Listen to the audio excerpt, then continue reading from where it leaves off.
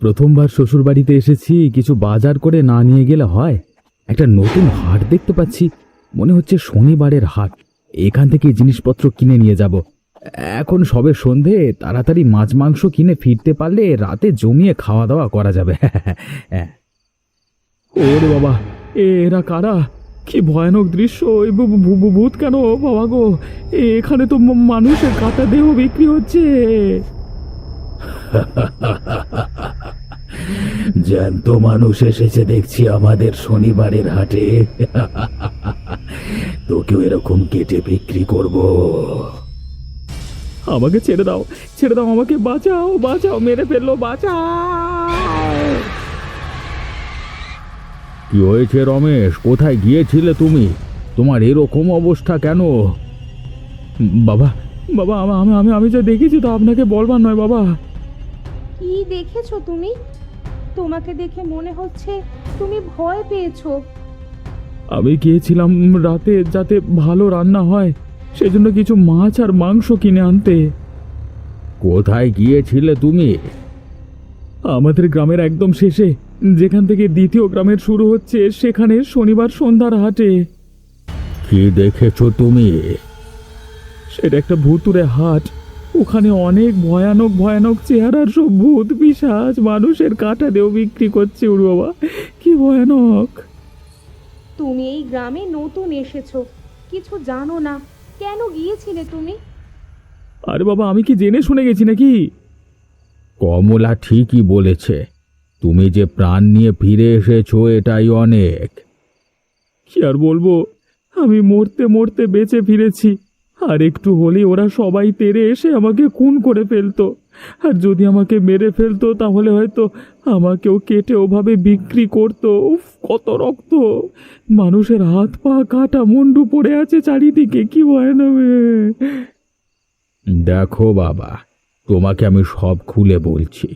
গ্রামের নতুন জামাই হওয়ার কারণে তুমি হয়তো বুঝতে পারছো না যে এই গ্রাম তোমাদের গ্রামের মতো নয়। এখানে অনেক এমন বিষয় আছে যেগুলোকে এখানকার মানুষ এড়িয়ে চলে বা ভয়ে সেখানে যায় না।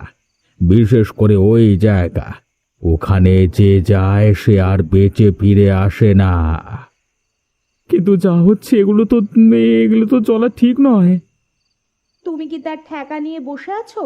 কি ঠিক কি ভুল সেটা তুমি ঠিক করার কে শুনি? তুমি বুঝতে পারছো না, আজকের যুগে এসব ঘটনা চলতে দেওয়া একদম উচিত নয়। কিন্তু তুমি একটু বোঝবার চেষ্টা করো, যে বা যারা এসবের পেছনে জড়িত আছে তারা খুব ভয়ানক লোক। তারা নিশ্চয়ই পিশাচ সিদ্ধ। তারা যা খুশি করতে পারে। এই গ্রামের প্রচুর মানুষ এর আগে মারা গেছে। ওগো, ওগো, তুমি একটু আমার কথা শোনো। যেখানে যেমন নিয়ম তা মেনে চলার চেষ্টা করো। এখানে তুমি দুদিনের জন্য অতিথি হয়ে এসেছো, সব বিষয়ে মাথা গলাতে গেলে বিপদ ডেকে আনবে। আমি কোনো কথা শুনবো না, আমাকে জানতেই হবে এর পেছনে কি আছে।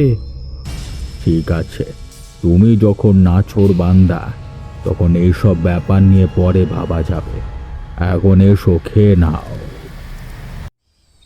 তোমাকে অনেকক্ষণ থেকে দেখছি চিন্তিত মুখে বসে আছো। চা তো ঠান্ডা হয়ে গেল, খাবে কখন? হ্যাঁ, হ্যাঁ, এই যে খাবো খাবো। কি নিয়ে চিন্তা করছো বলো তো তুমি?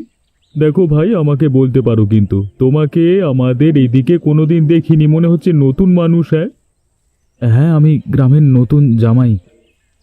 এ নতুন জামাই আবার চিন্তা করে নাকি? হ্যাঁ, কি হয়েছে বলো দেখি। এখন দোকানে কেউ নেই, তোমার কথা কেউ শুনবে না, আর আমিও কাউকে বলবো না। কালকে সন্ধেবেলায় ভাবলাম নতুন শ্বশুর বাড়িতে এসেছি, কিছু বাজার করে নিয়ে যাই। কিন্তু তোমাদের এখানে যে ভূত আর পিশাচদের হাট বসে শনিবারে, সেটা তো জানতাম না। পুরো গ্রাম এ নিয়ে ভীত, কত মানুষ মরেছে জানো তুমি? তুমি যে সেখানে সেখান থেকে প্রাণ নিয়ে ফিরে আসতে পেরেছো, এটাই অনেক। তার মানে তোমরা সবাই সবকিছু জানো, কেউ কিছুই করো না? আমার সাহস আছে, এই ভূতের ব্যাপারটা আমিও শেষ করতে চাই রে বাবা, কিন্তু কেউ আমাকে সঙ্গ দিতে রাজি নয়। সবাই ভয়ে ঘরের ভেতর ঢুকে আছে। এদিকে বুঝছে না যে যত লুকিয়ে থাকবে তত মরতে হবে। আর শুধু তো মৃত্যু নয়, আমি দেখেছি সেই ভয়ানক রূপ, চারিদিকে ভূতের মেলা, চারপাশে মানুষের কাটার, উফ, হাত পা রক্ত। কিন্তু কিন্তু তুমি কিভাবে আটকানোর কথা বলছো? তুমি কি পারবে? আমার তন্ত্র শিক্ষা রয়েছে, আমাকে কেউ যদি সাহায্য করে আমি পারতে পারি। আমি সাহায্য করব তোমাকে। তাহলে প্রথমে আমাদের জানতে হবে এর পেছনে প্রধান কালপ্রিটকে, তবে খুব গোপনে। ঠিক আছে, বুঝতেই তো পারছো দিনকাল ভালো নয়, বাড়িতে আবার সবাই চিন্তা করবে। আমি এখন যাই, হ্যাঁ, বাকি কথা কালকে আলোচনা করা যাবে। আমিও তন্ত্রমন্ত্রগুলো ভালো করে একটু ঝালিয়ে নিই। হ্যাঁ রে কমলা মা, রমেশকে তো দেখছি না, সে কোথায়? বাবা, চিন্তায় চিন্তায় আমার মাথা খারাপ হয়ে যাচ্ছে। যবে থেকে এই গ্রামেতে এসেছে কি যে করছে কিছুই বুঝতে পারছি না। কেন, কোথাও বেরিয়েছে নাকি? বেরিয়েছে তো বটেই, তবে কোথায় যে গেছে বলে যায়নি। সে কি কথা, দিনকাল ভালো নয়, এর মধ্যে কোথায় গেল বলে যাবে না, তার মধ্যে আবার কালকেই ওসব ভয়ানক ব্যাপার হয়েছে। কাল অনেক রাত পর্যন্ত ঘুমাতে পারেনি, ঘুমের মধ্যেও কি সব বকবক করছিল। এ তো লক্ষণ ভালো দেখছি না। আর কিছু হয়েছে? খুব ভয় পেয়ে গেছিল মনে হয়, মাঝে মাঝে চিৎকার করছিল ঘুমের মধ্যে, আর বলছিল কারা নাকি গলা টিপতে আসছে। ঠিক এইভাবে গ্রামে অনেক লোক মারা গেছে রে, তুই একটু সামলে রাখিস। আজ আসুক, আমি ভালো করে কথা শোনাবো ওকে। দেখ, যে যা পারে করুক, গ্রামে যাই হোক, কিন্তু তোদের জীবনে যেন তার ছায়া না পড়ে এটাই চাইবো। আমাদের জীবন তো শেষ হয়ে গেল, কিন্তু তোরা দুদিন পর নিজেদের বাড়ি ফিরে পাবি, তাই তোদের এই সবের মধ্যে জড়ানোটা উচিত নয়। আমিও তো সেটাই বোঝানোর চেষ্টা করছি ওকে, দেখা যাক কি হয়। কিছু ভাবনা চিন্তা করলে? এত বড় ঘটনার পেছনে নিশ্চয়ই বড় মাথা রয়েছে, আমাদের খুঁজে বার করতে হবে। তুমি কিছু দেখতে পাচ্ছ দাদা? কি দেখবার কথা বলছো বলো তো? ওই দেখো, কতগুলো ছায়া যেন দূর থেকে যাচ্ছে। কোথায়? ওই তো দূরের ফাঁকা রাস্তার দিকে। হ্যাঁ তো, ওই যে শুনতে পাচ্ছ, ভুতুড়ে হাসি শোনা যাচ্ছে। আমার কেমন সেদিনের কথাগুলো মনে পড়ছে মহিদা, বুকের ভেতর কিরকম ভয় করছে। ভয় পেলে আমাদের হবে না, তুমি ভেবে দেখো, এটাই সুযোগ। কি সুযোগ? শনিবারের হাটে তুমি যাদেরকে দেখেছিলে এরা তারাই।